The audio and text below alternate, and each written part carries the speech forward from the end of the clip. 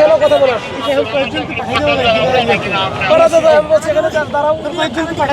ভাই তো ডিসি হ্যাঁ আমি ওয়াসিম সিদ্দিকী আমার দেশে আমি বলি আপনারা কি এদেরকে বলেন ওইখানে যা বসা থাকুক এই রাস্তাটা ছেড়ে দেন আমি পাঠাবো যান বলে দিন।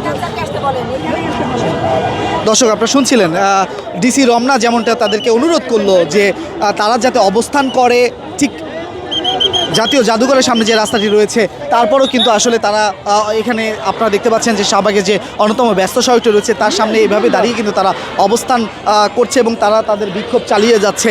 এবং আমরা দেখছি যে এই সকাল থেকেই কিন্তু তারা অবস্থান নিয়েছিল জাতীয় জাদুঘরের সামনে, কিন্তু পরবর্তীতে দুপুর 1টার পরে কিন্তু তারা এসে উপস্থিত হয় শাহবাগের এই গোল চত্বরটিতে এবং এখানে থেকেই কিন্তু তারা তাদের সেই আন্দোলন এবং তাদের বিক্ষোভ মিছিল সেটি তাদের যে কর্মসূচি সেটি কিন্তু তারা চালিয়ে যাচ্ছে।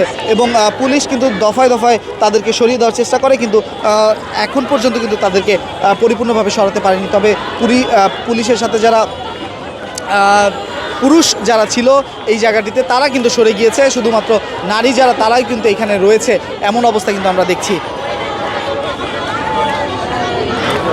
তবে তাদেরকে সরানোর জন্য জল কামানো ছোড়া হয়েছে এবং সেই সাথে টিয়ারশেলও কিন্তু নিক্ষেপ করা সাউন্ড গ্রেনেড নিক্ষেপ করা হয়েছিল, কিন্তু সেটিতে কিন্তু তারা আসলে এই জায়গাটি ছেড়ে চলে যায়নি। পরবর্তীতে বিভিন্ন জায়গা থেকে কিন্তু আবারও তারা সংবদ্ধ হয়ে তারা এভাবেই বিক্ষোভ তাদের যে কর্মসূচি সেটি চালিয়ে যাচ্ছে। তবে আপনারা শুনছিলেন যে ডিসি মাসুদ সাহেব তিনি যেমনটা বলছিলেন যে এখানে যারা আন্দোলনকারী বা এখানে যারা নারীরা রয়েছেন তাদেরকেও কিন্তু অনেকভাবে অনুরোধ করছে যে এই জায়গা থেকে যাতে সরে যায়।